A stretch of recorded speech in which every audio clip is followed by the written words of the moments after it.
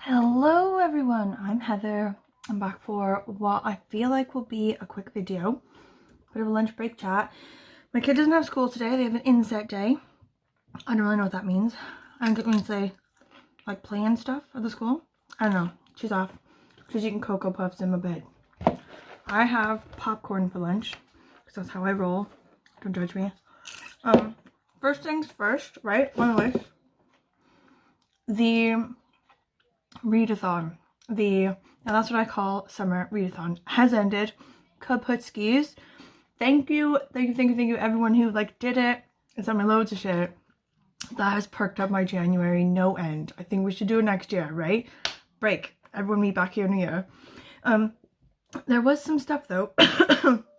Karen reminded me that we did at the beginning say anyone who blacked out the board, we'd put them in a draw for like a prize, which would probably just be a book.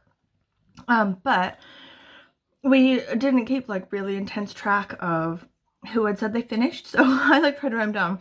I know a couple people who did finish, but if you did it and you blacked out the whole board, or you just want to pretend like you did, let me know and I will put you in this drawing, probably just for a book. That's all this is. Don't get excited. But let me know. Anyway, moving on. Okay, some light things to discuss. Finished a couple books. I'm in the middle of a couple books. Also, I feel like we need to talk about my first year doing booktube prize, which I signed up for now. And round 1 is starting, and I've like been allotted my books for the next like 2 months or whatever. I don't know how I feel about that. Okay, so we're gonna have to discuss that just lightly. First things first. Most of my January reading was to do with the readathon. I'm gonna put like a wrap up like here, like a tidy light wrap up, various things. And then after that, I did quite a lot of graphic novel reading because that was sort of like my vibe at that time. But I did read Foundation and Empire, and that was a buddy read. Foundation and Empire by Isaac Asimov. So I read the first one with a book club that I was a part of for work ages ago. And then the second one, we were like, should we read this? Like, we need each other to like push ourselves to like do this. We did it, and I think basically it was terrible. However, I feel like the first one was really good, and also the third one will probably also be good. I think unfortunately this is one of those ones where it's like a buffer. Do you know what I mean? It's like in the middle. So the whole idea of this trilogy or this series is that it's in space, it's in the future, it's empires and such, blah blah blah.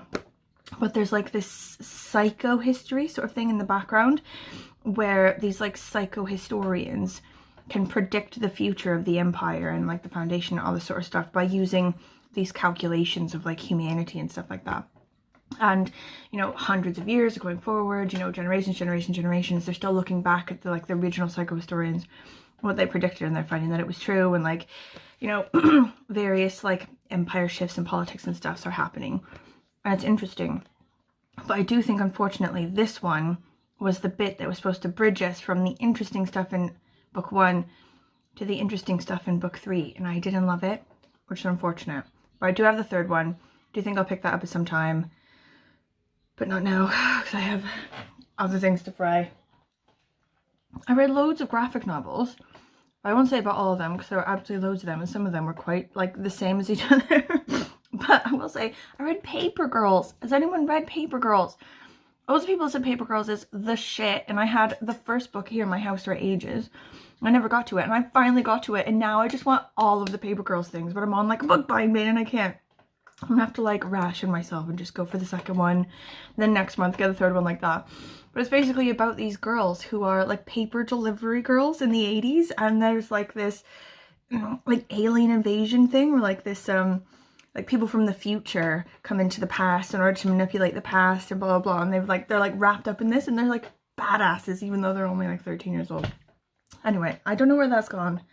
I think my kid stole it, which is cool. It's cool. Don't mind. I will find it and I will like show you a spread of it. But another one I'm going to mention is this like series, right? Okay. What? With me. You read it with me. Oh, these 3. Not Paper Girls, these 3. Did you steal Paper Girls? Did you like it? Is it in your room? No. Oh, okay. I lied then. I've misplaced that.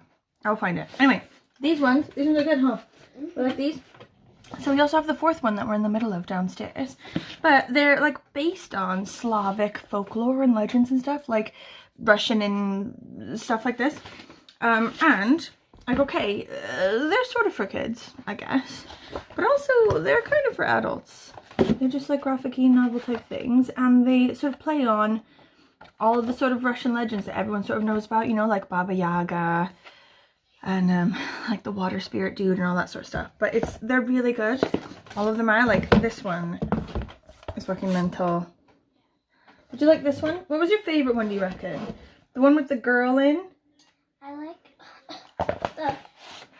the number 3. The third one, like this one? Yeah.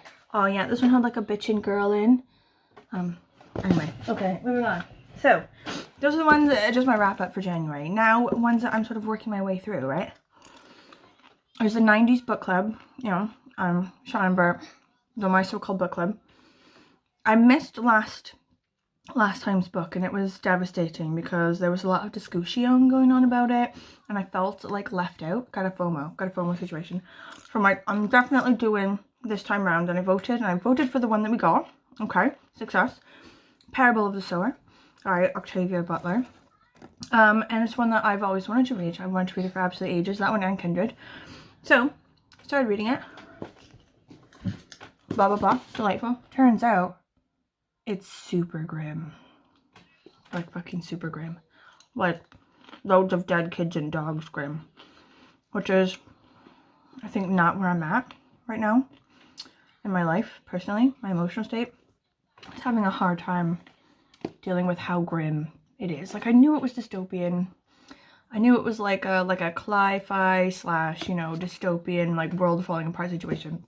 And I like books like that, and I've read loads of them. But holy shit, this one is extreme. I feel like I refuse to DNF it. I refuse. It's a good book, you know?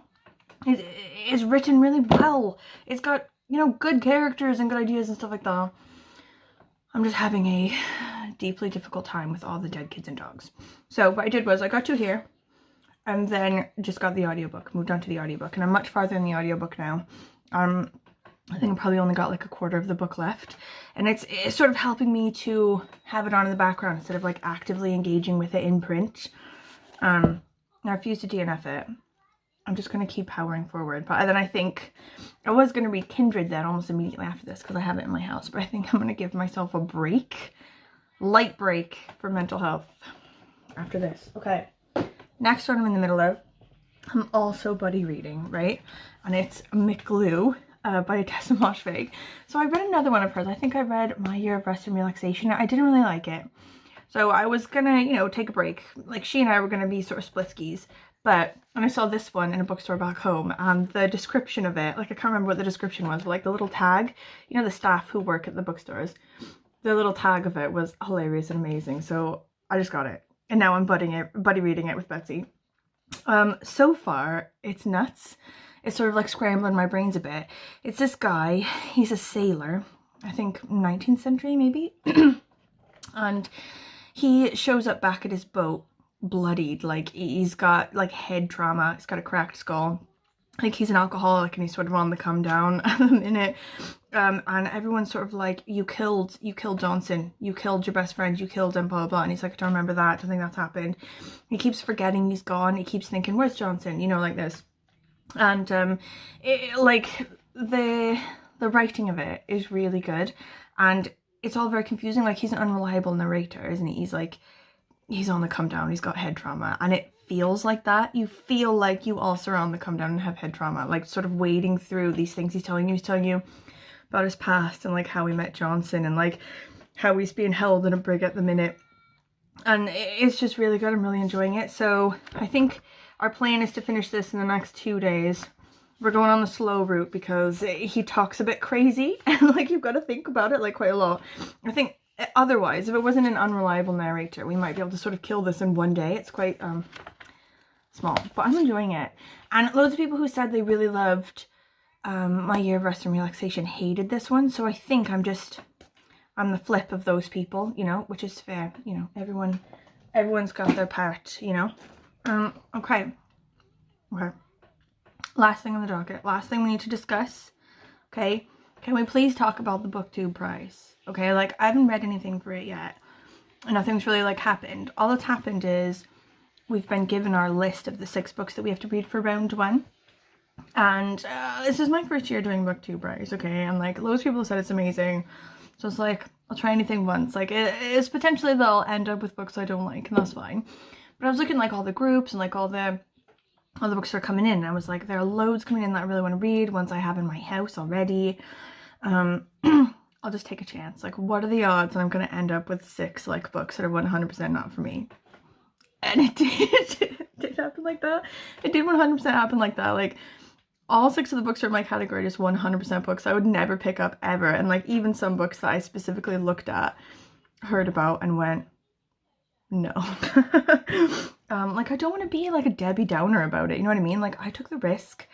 Also, I love book clubs because they always stick you with a book that you think is going to be terrible, that changes your life, that you really loved, and now suddenly there's a whole new genre open to you that you didn't know you liked. So I'm not going to be like a huge Debbie Downer about it. I'm going to be cool. I'm going to be cool. I'm going to be cool. But I'm like scared. I'm like scared because none of them look good, right? Well, actually one of them does look a bit good, like now that I've been thinking about it a bit more. Okay, first one, Everybody by Olivia Lang. Next one, These Precious Days by Anne Patchett. Next one, Nuclear Folly, A History of the Cuban Missile Crisis by Serhi Plokhy. Next one, Smile, The Story of a Face by Sarah Rule. Last one, oh no, not last one, second to last one, 1,000 Years of Joys and Sorrows, a memoir by Ai Weiwei. Last one though, the one that does actually sound a bit good, Islands of Abandonment by Cal Flynn.